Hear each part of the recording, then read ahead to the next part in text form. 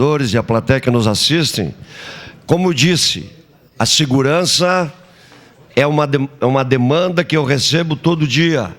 É uma preocupação de todos os moradores de Caxias do Sul, do Estado e do Brasil. Para declarar voto, senhor presidente. Eu, como vereador, vou cobrar, sim, da Guarda Municipal o melhor atendimento, melhor efetivo.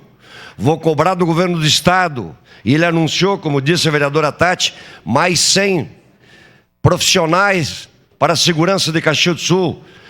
E vou reclamar do judiciário que libera, que relaxa aquele que tem que cumprir a pena. Criminoso tem que cumprir pena. Ele não pode ser agraciado. Ele tem que cumprir a pena e esperamos que, cumprindo a pena, ele se recupere e volte à sociedade. Esse é o pensamento de todos, mas ele tem que cumprir, sim.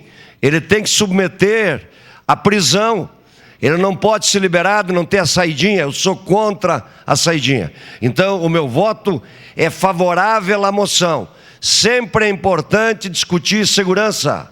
Sempre é importante, porque o objetivo meu, e tenho certeza de todos os vereadores, é que o cidadão tenha, assim, o melhor olhar do governo federal, municipal e estadual. Então, meu voto é favorável à moção e eu assinei ela, não precisava reforçar essa minha posição. Para a declaração de voto, o vereador Fantinel.